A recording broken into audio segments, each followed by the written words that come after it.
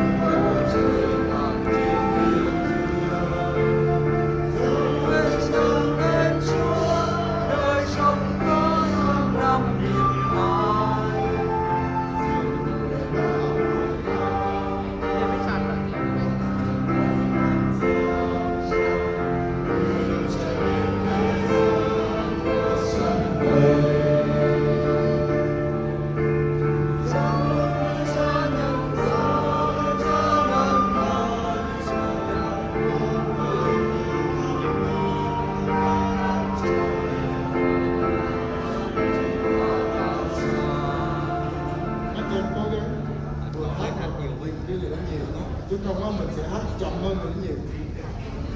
Cảm ơn chúng ta nha. Cố gắng. Được chưa? Juste le chant d'entrée, puis on va commencer la messe.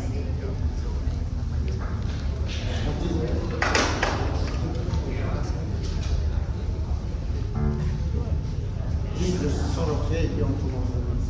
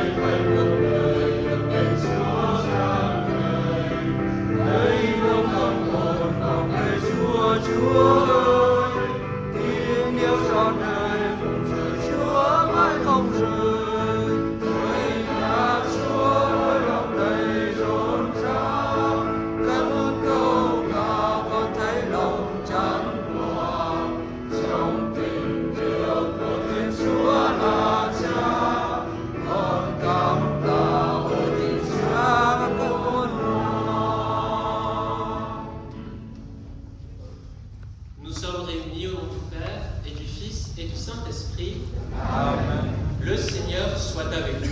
Et avec votre esprit.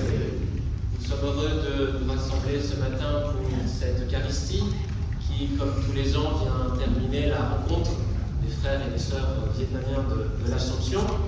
Je sais que ces derniers mois, vous avez réfléchi sur la manière dont le Père d'Alzon parlait de la prière. Le Père Bernard Le Yanec, évidemment, c'est un thème très, très important. Et je me disais que nous entrons dans l'année du cheval. Alors, je vais pouvoir dire Chuck Magnamoy.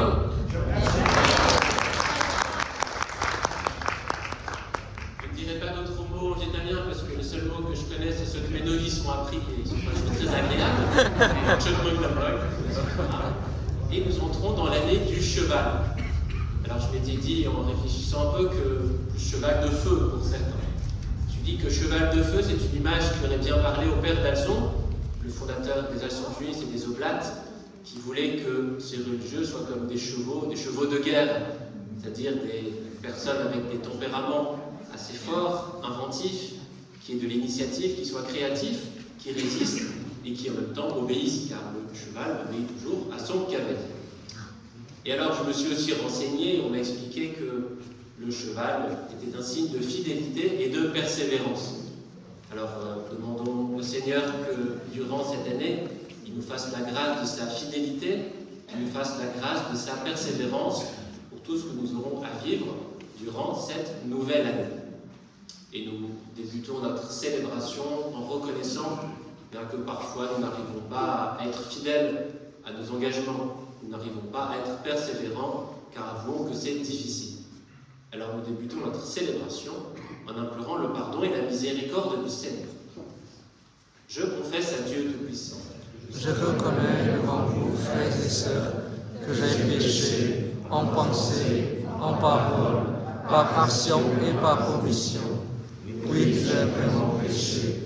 C'est pourquoi je supplie la bienheureuse Vierge Marie, les anges et tous les saints, et vous aussi, frères et sœurs, de prier pour moi, le Seigneur notre Dieu. Et que Dieu Tout-Puissant nous fasse miséricorde, qu'il nous pardonne nos péchés et nous conduise à la vie éternelle. Amen.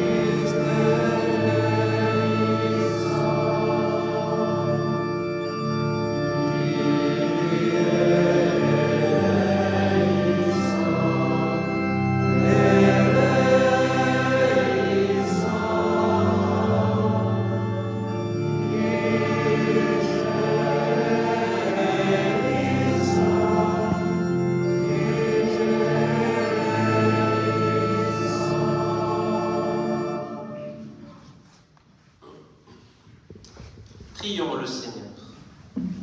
Dieu Tout-Puissant, toi qui nous invites chaque année à vivre le carême en vérité, donne-nous de progresser dans l'intelligence du mystère du Christ et d'en chercher la réalisation par une vie qui lui corresponde, lui qui vit et règne avec toi dans l'unité du Saint-Esprit, Dieu pour les siècles des siècles. Amen.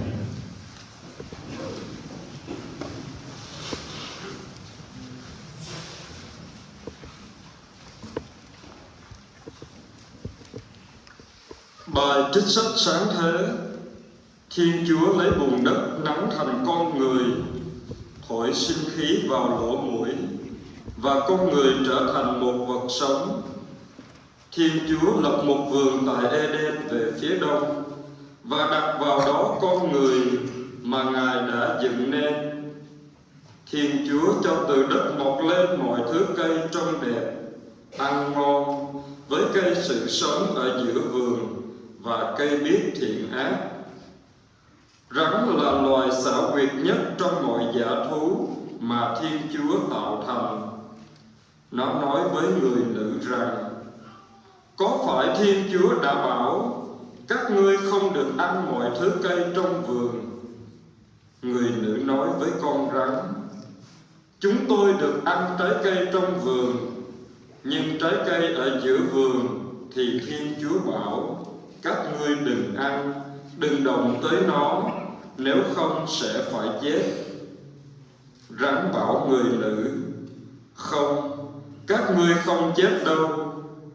Nhưng Thiên Chúa biết rằng ngày nào các ngươi ăn trái ấy, mắt các ngươi sẽ mở ra, và các ngươi sẽ biết thiện ác như thần thánh. Người nữ thấy trái cây đẹp mắt, ngon lành và thèm ăn để nên thông minh. Bà hái trái cây ăn, rồi lại cho chồng. Người chồng cũng ăn. Mắt họ liền mở ra, và họ nhận biết mình trần truồng, nên kết lá vả che thân. Đó là lời Chúa.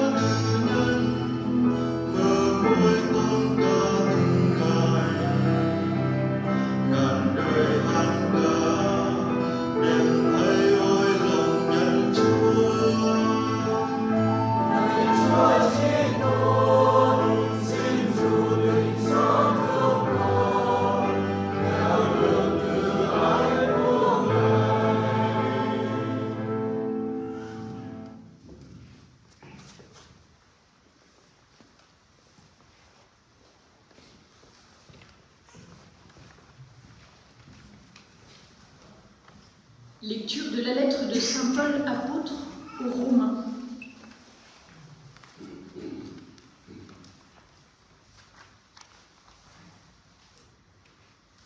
Frères, nous savons que par un seul homme, le péché est entré dans le monde, et que par le péché est venue la mort. Et ainsi, la mort est passée en tous les hommes, étant donné que tous ont péché. Avant la loi de Moïse, le péché était déjà dans le monde, mais le péché ne peut être imputé à personne tant qu'il n'y a pas de loi. Pourtant, depuis Adam jusqu'à Moïse, la mort a établi son règne, même sur ceux qui n'avaient pas péché par une transgression semblable à celle d'Adam. Or, Adam préfigure celui qui devait venir. Mais il n'en va pas du don gratuit comme de la faute. En effet, si la mort a frappé la multitude par la faute d'un seul, combien plus la grâce de Dieu s'est-elle répandue en abondance sur la multitude? Cette grâce qui est donnée en un seul homme, Jésus-Christ. Le don de Dieu et les conséquences du péché d'un seul n'ont pas la même mesure non plus. D'une part, en effet, pour la faute d'un seul, le jugement a conduit à la condamnation. D'autre part, pour une multitude de fautes, le don gratuit de Dieu conduit à la justification. Si en effet, à cause d'un seul homme, par la faute d'un seul, la mort a établi son règne, combien plus, à cause de Jésus-Christ et de lui seul, régneront-ils dans la vie, ceux qui reçoivent en abondance le don de la grâce qui les rend justes? Bref, de même que la faute commise par un seul a conduit tous les hommes à la condamnation, de même l'accomplissement de la justice par un seul a conduit tous les hommes à la justification qui donne la vie. En effet, de même que par la désobéissance d'un seul être humain, la multitude a été rendue pécheresse, de même, par l'obéissance d'un seul, la multitude sera-t-elle rendue juste. Parole du Seigneur. Nous rendons grâce à Dieu.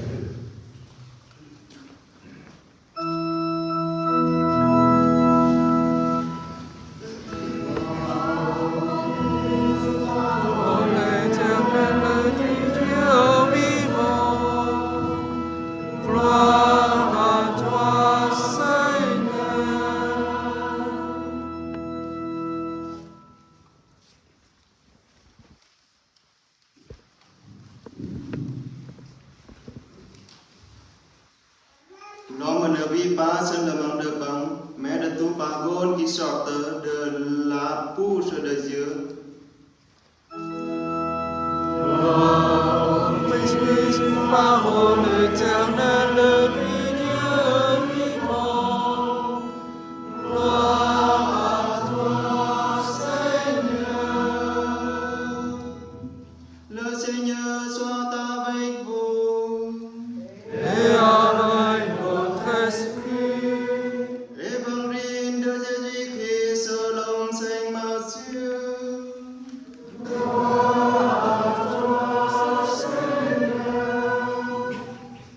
En ce temps-là, Jésus fut conduit au désert par l'Esprit pour être tenté par le diable.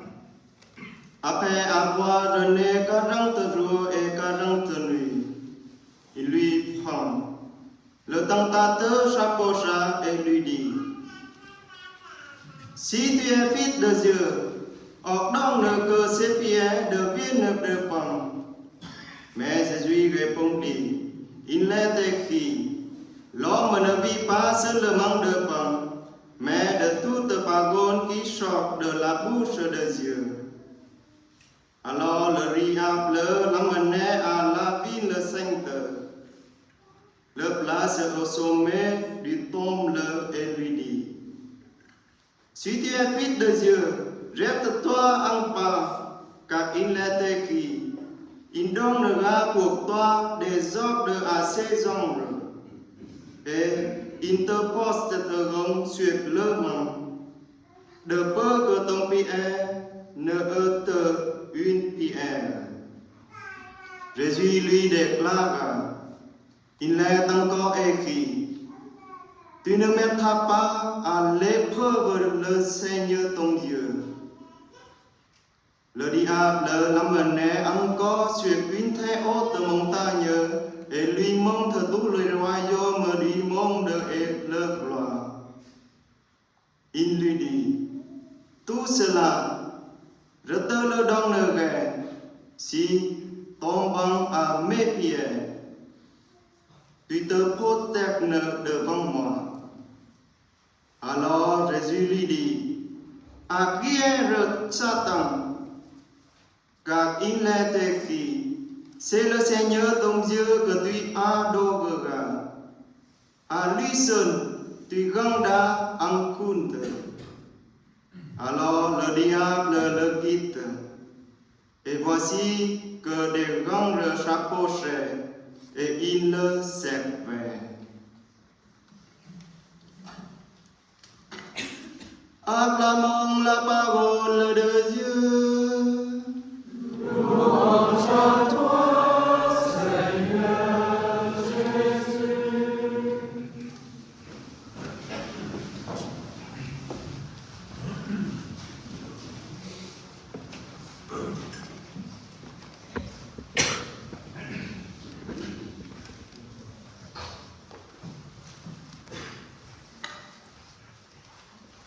Aujourd'hui, nous sommes dans la joie avec nos frères et nos sœurs du Vietnam. Ils sont heureux, alors nous aussi, nous sommes heureux avec eux. Pourtant, avouons que ces pages de la parole de Dieu que nous venons d'entendre ne respirent pas la joie et l'allégresse. Pour nous en rendre compte, nous avons entendu successivement le récit du premier péché, la première désobéissance d'Adam et Ève. Ensuite, nous avons prié le psaume 50, qui est comme le grand psaume de pénitence dans la tradition juive et dans la tradition chrétienne. Ensuite, nous avons entendu un extrait de l'Épître aux Romains, Romains chapitre 5, qui est le texte à partir duquel saint Augustin va développer sa théologie du péché originel. Et enfin, nous avons terminé avec les tentations du Christ dans le désert. On nous parle aujourd'hui du diable, de tentation, de désobéissance, de transgression, de faute, de péché, de condamnation et même de mort. On aurait presque envie de prendre ce que le pape François appelait des visages de carême perpétuel. Vous savez, ces chrétiens qui abordent des visages tristes, fermés et tellement graves qu'en les voyant, on se demandait, faut-il vraiment croire à la résurrection? Alors je vous rassure, oui, évidemment, il faut croire à la résurrection du Seigneur et à la joie que nous apporte l'Évangile. Car la parole de Dieu est une bonne nouvelle, toujours pour nous. Mais évidemment, aujourd'hui, nous pouvons nous demander comment. Comment y retirer quelque chose de positif pour notre propre vie, quelque chose qui nous dynamise et qui nous donne d'aller de l'avant. Heureusement, en y réfléchissant, on trouve plusieurs bonnes nouvelles qui peuvent nous aider durant cette année du cheval, placée, comme je le rappelais en début de célébration, sous le signe de la fidélité et de la persévérance. Et en y réfléchissant, j'ai même trouvé 3 bonnes nouvelles. La première, c'est que la parole de Dieu est réaliste. Elle ne nous décrit pas un petit monde idéal, imaginaire, qui serait là pour nous faire rêver, en nous faisant oublier notre propre vie, pour nous vendre une forme d'espérance de toute façon inaccessible. Comme une histoire que l'on lirait, mais qui serait tellement belle qu'elle ne nous concernerait pas et ne pourrait pas changer notre vie car elle en serait trop éloignée. Au contraire, la parole de Dieu est réaliste. Elle nous parle de la vie des hommes et des femmes, elle nous parle de notre vie à nous. À commencer aujourd'hui avec le thème des tentations. Alors, pas des petites tentations comme on se l'imagine parfois. Vous savez, comme la tentation de rester dans son lit le matin alors que sonne le réveil, ou bien la tentation de prendre un peu de chocolat alors qu'on avait décidé de s'en priver parce que c'était le carême. Encore une autre tentation, celle de dépasser le temps d'écran qu'on s'était fixé sur son smartphone pour la journée. Non. Quand la parole de Dieu nous parle de tentation, elle évoque des grandes tentations qui peuvent mettre en danger notre relation avec le Seigneur et qui risquent aussi de nous abîmer. Dans la première lecture, le serpent soumet Adam et Ève à la convoitise et il les pousse à désobéir à Dieu. Ça, c'est une grande tentation. Dans l'Évangile, le diable essaie de soumettre Jésus à son propre pouvoir. Il le pousse à mettre à l'épreuve son Père, même à se détourner de lui par soif de puissance. Voilà des tentations, des vraies, des dangereuses. Et vous pourrez, si vous le voulez, actualiser avec ce qui pourrait vous concerner. Mais je ne donne pas d'autres exemples concrets, justement, pour ne pas vous faire entrer en tentation. Ça, c'était la première bonne nouvelle. Vous me direz, d'accord, mais bon, on aimerait bien aller un peu plus loin. Alors certes, tout cela nous rassure pour nous dire que nous ne sommes pas les seuls à qui cela arrive. Mais la parole de Dieu va plus loin. Elle nous décrit précisément le mécanisme de la tentation. Elle nous en dévoile le fonctionnement, ce qui nous permet après de nous en rendre compte quand cela va nous arriver. Ainsi, la première lecture nous montre en détail comment la mauvaise idée, qui s'est introduite dans le cœur et dans l'esprit d'Adam et Ève, comment tout cela s'est passé. D'abord, il y a la suggestion par laquelle tout commence. Et si je mangeais le fruit? Et si je désobéissais à Dieu? Mais le problème d'Adam et Ève, c'est qu'ils ont écouté le serpent. Ils lui ont prêté attention. Alors que si, comme on peut le faire au Vietnam, ils avaient mangé le serpent, au moins, nous n'aurions pas eu de problème. Mais non. Adam et Ève ont écouté le serpent, ils l'ont tellement écouté qu'ils en sont venus à croire ses mensonges. Nous voyons que le serpent est un spécialiste du mensonge, de la désinformation, de la manipulation. On dirait maintenant les fake news. Et je crois qu'en période de campagne électorale, le serpent aurait eu beaucoup de succès. Alors pour vous convaincre de cela, je pourrais faire un test en vous posant la question. Quel est l'arbre qui est au milieu du jardin? Alors, si je vous interrogeais, sans doute qu'un certain nombre d'entre nous répondraient assez spontanément, eh bien c'était l'arbre interdit, l'arbre de la connaissance du bien et du mal. Sauf que, voilà, je vois que certaines ont bien suivi, que vous avez aussi fait des bonnes études. Congrégation doctrinale, c'est parfait. Évidemment, de dire que c'est l'arbre de la connaissance du bien et du mal, ça c'est la réponse de Ève au serpent.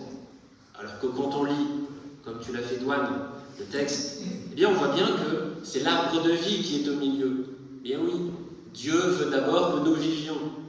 Il a prévu l'harmonie entre la femme et l'homme, l'harmonie entre les humains et la création. Mais que s'est-il passé?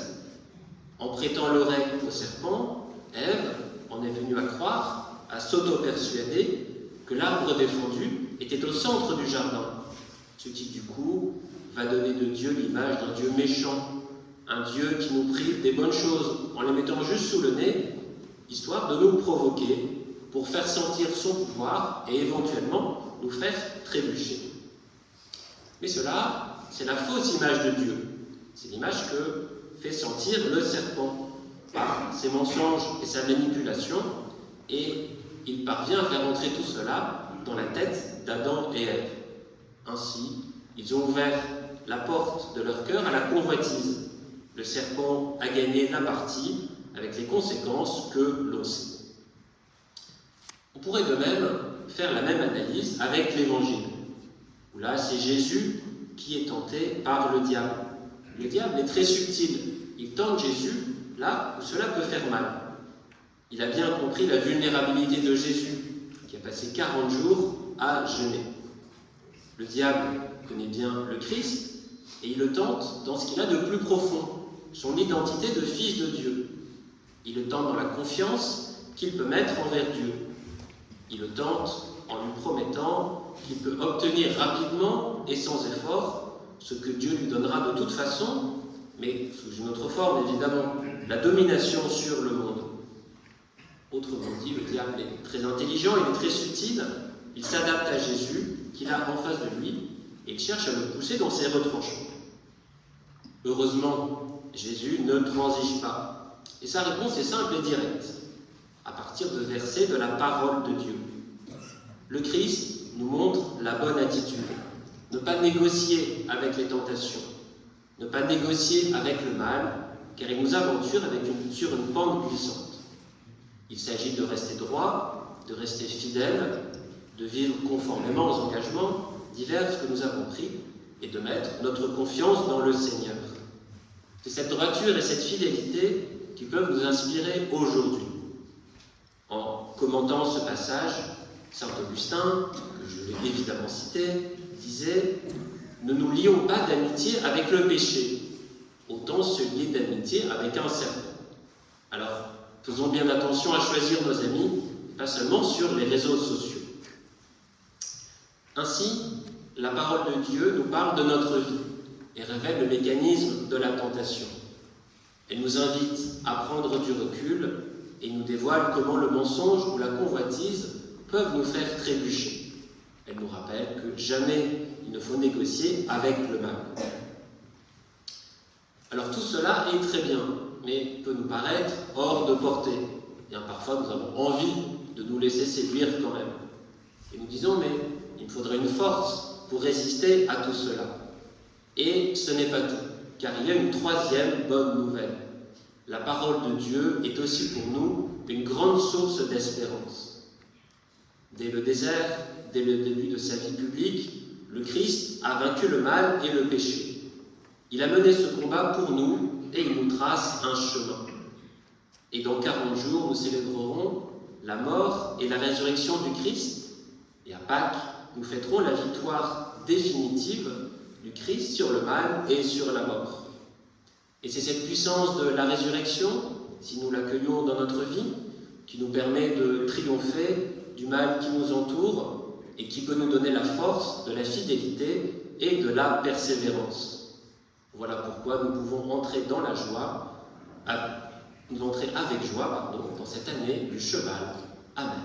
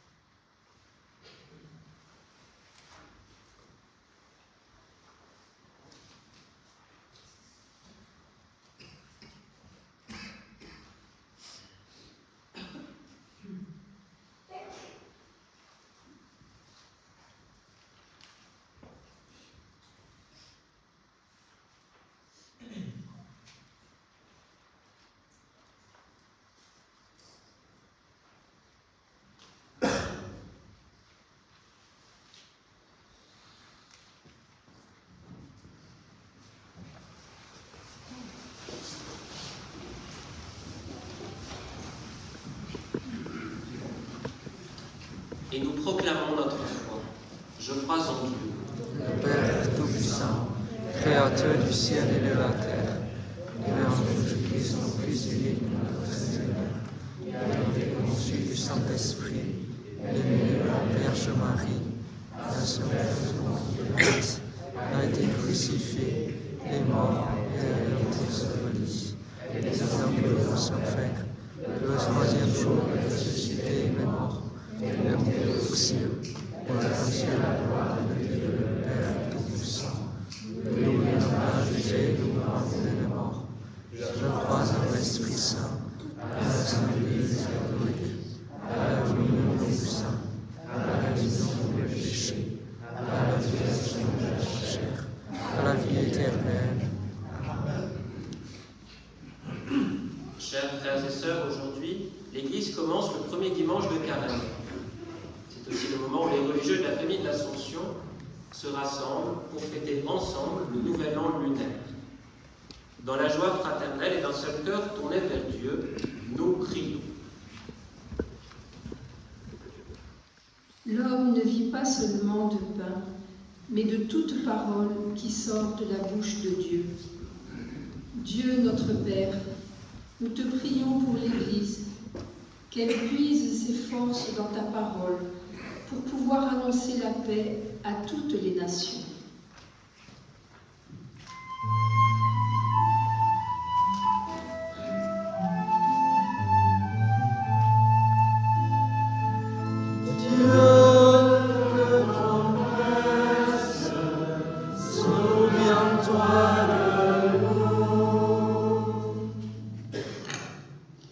C'est le Seigneur ton Dieu que tu adoreras. À lui seul tu rendras un culte. Dieu notre Père, nous te prions pour le monde, qui cherche à t'adorer au-dessus de tout, et t'aimer de tout son cœur, de toute son âme et de toute sa force.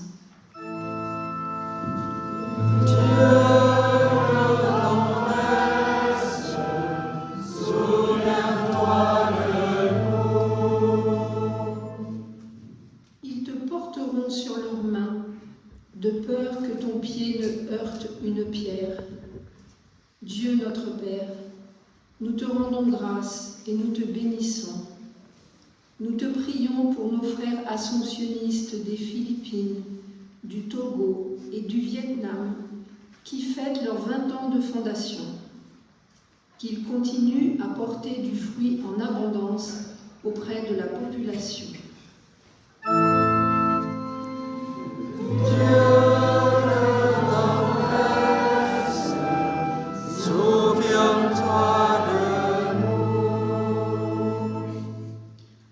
Bốn mùa Chúa đổ hồng ân, Ngài gieo màu mỡ ngập tràn lối đi. Lạy Chúa, Chúa là mùa xuân của chúng con. Xin dâng lên Chúa các dân tộc Á Châu, đặc biệt là Hàn Quốc, Corée, Trung Quốc, La Chine et Việt Nam, đang hân hoan đón năm mới. Xin cho quê hương chúng con thái bình, cho gia đình chúng con được thuận hòa, và cho anh chị em chúng con nơi đây được no đầy ân sủng Chúa. Để đi đến đâu chúng con cũng có thể chia sẻ hồng ân mà chúng con đã lãnh nhận từ bàn tay quan phòng của Chúa.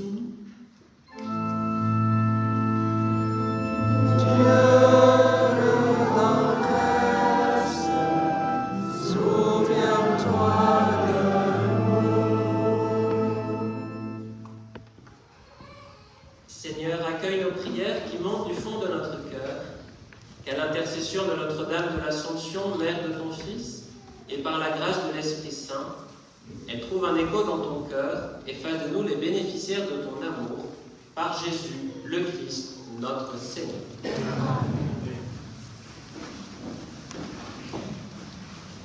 Hãy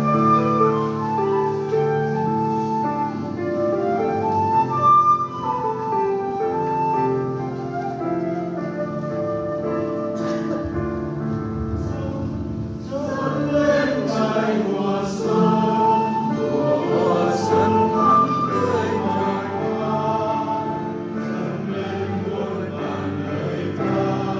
lỡ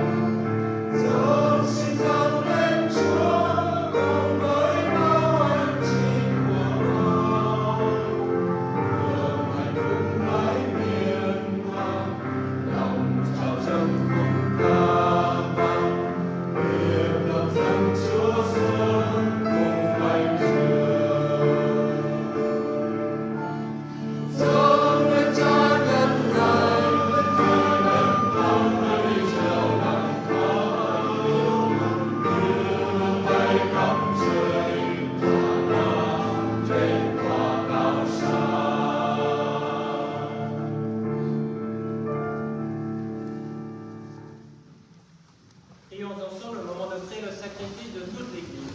Gloire de Dieu, le salut du monde. Alors que nous célébrons les débuts de ce temps très saint, nous te prions, Seigneur. Fais que nos cœurs correspondent vraiment aux offrandes que nous allons présenter par le Christ, notre Seigneur. Amen. Le Seigneur soit avec vous. Et avec votre esprit, Élevons notre cœur. nous le tournons vers le Seigneur. Rendons grâce au Seigneur notre Dieu. Cela est juste et bon. Vraiment, il est juste et bon pour ta gloire et notre salut de t'offrir notre action de grâce toujours et en tout lieu. Seigneur, Père très saint, Dieu éternel et tout-puissant, par le Christ notre Seigneur. En jeûnant 40 jours au désert, il consacrait le temps du carême. Lorsqu'il déjouait les pièges du tentateur des origines, il nous apprenait à écarter le ferment du mal. Ainsi, pour nous célébrer dignement le mystère pascal et enfin passer à la Pâque éternelle. C'est pourquoi, avec la multitude des anges et des saints, nous chantons l'hymne de ta gloire et sans fin nous proclamons.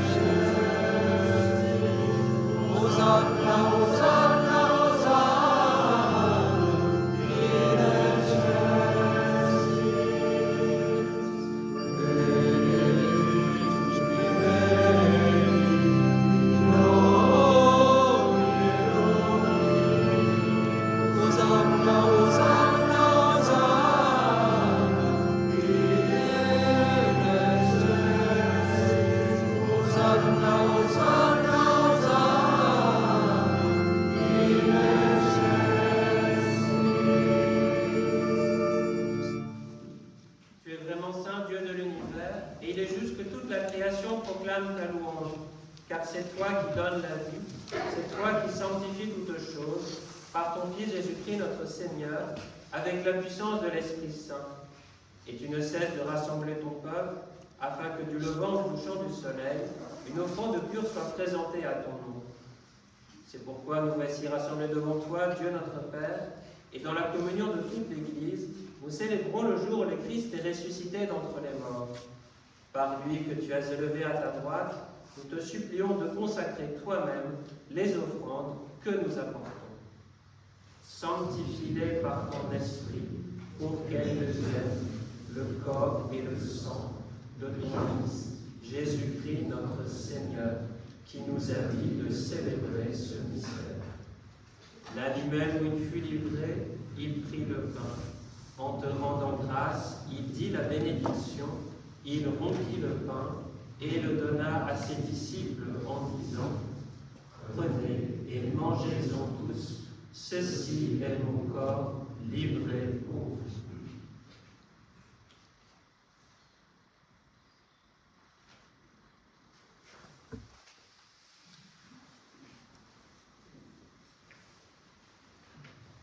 De même, après le repas, il prit la coupe. En te rendant grâce, il dit la bénédiction et donna la coupe à ses disciples en disant « Prenez et buvez-en tous, car ceci est la coupe de mon sang, le sang de l'alliance nouvelle et éternelle, qui sera versé pour vous et pour la multitude en rémission des péchés. Vous ferez cela en mémoire de moi. »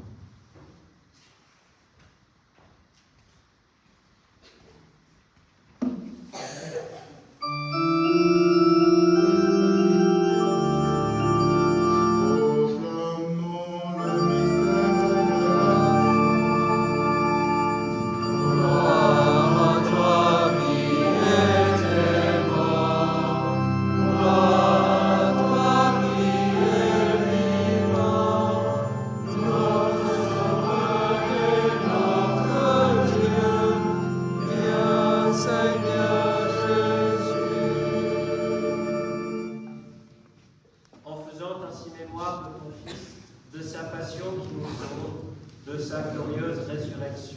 et de son ascension dans le ciel, alors que nous attendons son dernier avènement, nous t'offrons, Seigneur, en action de grâce, ce sacrifice vivant et saint. Regarde, nous t'en prions, l'oblation de ton Église, et fais-y reconnaître ton Fils, qui, selon ta volonté, s'est offert en sacrifice pour nous réconcilier avec toi. Quand nous serons nourris de son corps et de son sang, et remplis de l'Esprit Saint, accorde-nous d'être un seul corps et un seul esprit dans le Christ. Que l'Esprit Saint fasse de nous une éternelle offrande à ta gloire, pour que nous obtenions un jour l'héritage promis avec des élus en premier lieu la bienheureuse Vierge Marie, Mère de Dieu, avec Saint Joseph, son époux, les bienheureux apôtres et tous les glorieux martyrs et tous les saints qui ne cessent d'intercéder auprès de toi et nous assurent de ton secours.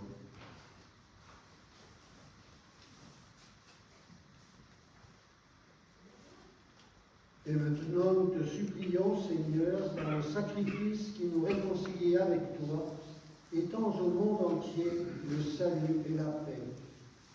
Affermis ton Église en pèlerinage sur la terre dans la foi et la charité, en union avec ton serviteur, notre pape Léon, et notre évêque, l'ensemble des évêques, les prêtres, les diacres et tout le peuple que tu as racheté. Écoute en ta bonté les prières de ta famille que tu as voulu rassembler ici devant toi. Dans ta miséricorde, ramène à toi, Père très aimant, tous tes enfants dispersés.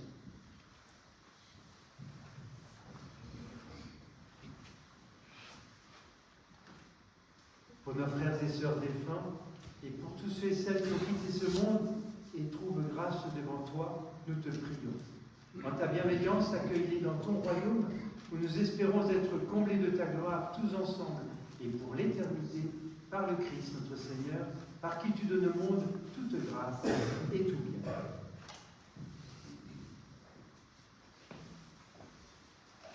Amen. Avec prière en lui, à toi, Dieu le Père Tout-Puissant, dans l'unité du Saint-Esprit, tout honneur et toute gloire, pour les siècles des siècles. Amen.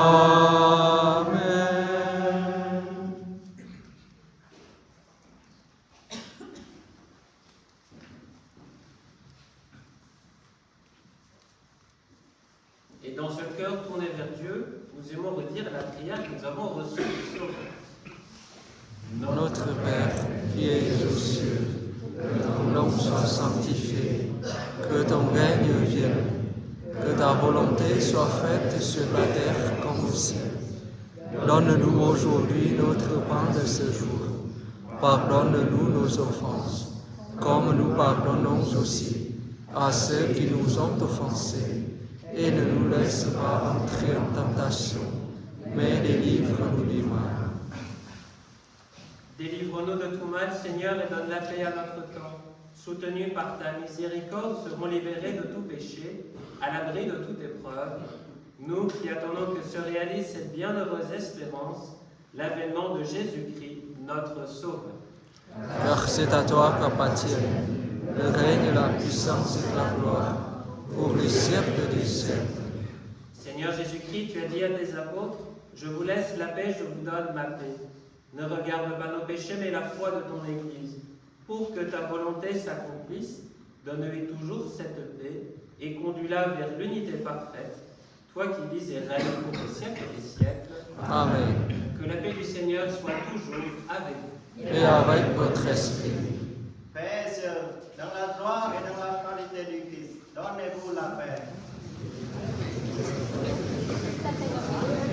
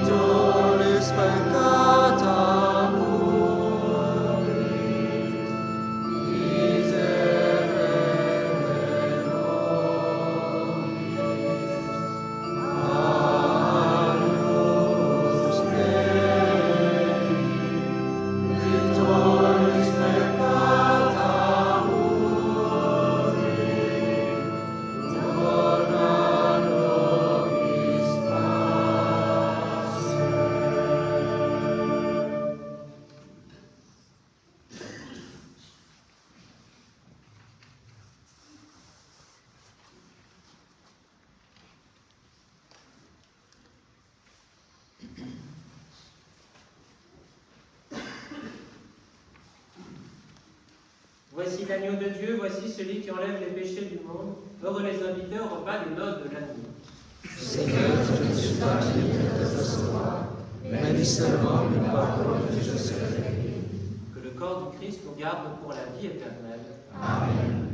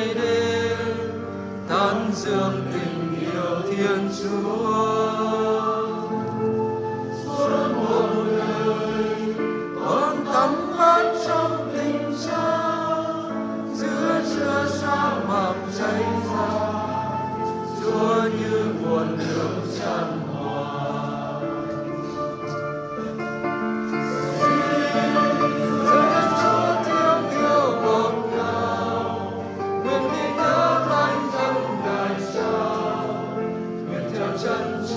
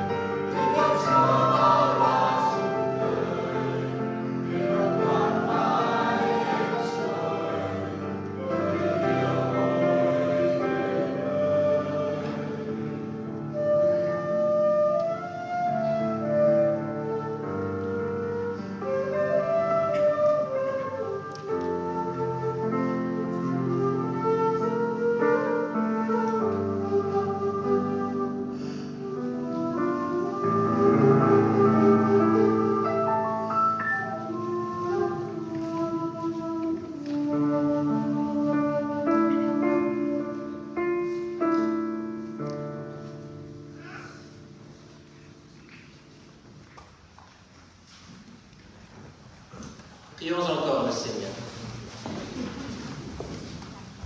Restauré par le pain du ciel qui nourrit la foi, stimule l'espérance et fortifie la charité, nous t'en prions, Seigneur.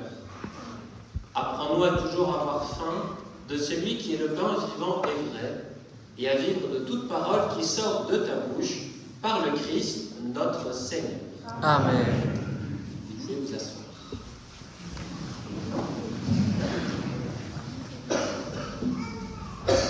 Cher Père Nicolas, provincial d'Europe des Augustins de l'Assomption, cher Père co-célébrant, cher Père, frères, sœurs de différentes communautés de la famille de l'Assomption, tous les paroissiens, bienfaiteurs et nos amis. La notion de grâce qui prolonge cette célébration eucharistique, nous voulons exprimer notre profonde reconnaissance à chacune de vous. Nous remercions respectueusement les pères co-célébrants pour cette belle Eucharistie. Notre gratitude va également au curé qui est absent, mais aux vicaires qui sont présents pour leur accueil dans cette église. Nous exprimons notre reconnaissance à la famille de l'Assomption et à la communauté du noviciat pour leur communion fraternelle et leur témoignage lumineux de la vie consacrée. Nous vous sommes particulièrement reconnaissants d'avoir rendu possible la présence des religieuses et ascensionnistes vietnamiens en Europe, nous permettant de vivre, d'étudier et de servir dans des conditions favorables, mais loin de notre pays natal. Nous avons de la joie de célébrer le Nouvel An asiatique au sein d'une véritable famille spirituelle. Dans la tradition asiatique, l'image du cheval évoque la persévérance, la vivacité et la fidélité. Que dans notre vie consacrée, nous sachions avancer avec la persévérance du cheval, qui ne se laisse pas sur le chemin, avec sa promptitude à répondre à l'appel et avec sa fidélité constante envers son maître. Que votre soutien et votre prière nous aident à incarner ces vertus chaque jour dans la fidélité à l'appel du Seigneur. Merci aux paroissiens ainsi que tous nos bienfaiteurs, les amis, pour votre générosité, votre présence et votre amitié fidèle. Merci à la chorale, l'équipe de la liturgie, de décoration, à toutes les équipes, à chacune des frères et sœurs qui contribuent à rendre cette fête plus belle et gracieuse. Que le Seigneur nous bénisse abondamment et fasse de cette nouvelle année un temps de paix, d'espérance et de grâce pour chacune. Après la messe, nous vous invitons à partager avec nous un bel amitié à la sortie. Je vous remercie.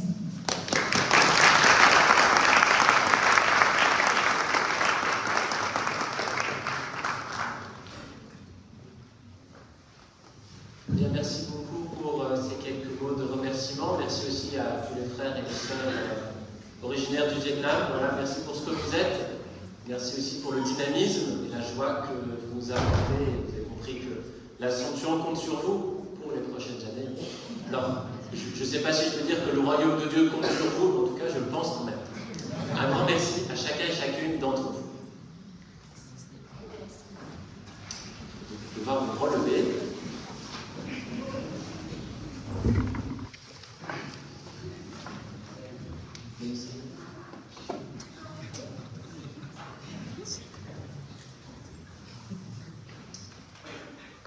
Que descende sur ton peuple, Seigneur, l'abondance de ta bénédiction, afin que dans l'épreuve grandisse l'espérance, que dans la tentation s'affermisse le courage, et que soit accordée la rédemption éternelle par le Christ notre Seigneur. Amen. Le Seigneur soit avec vous. Et avec votre esprit. Et que Dieu Tout-Puissant vous bénisse, le Père et le Fils et le Saint-Esprit. Amen. Amen. dans la paix du Christ. Nous rendons grâce à Dieu. Bon dimanche et bonne année du cheval à chacun et chacune d'entre vous. Merci.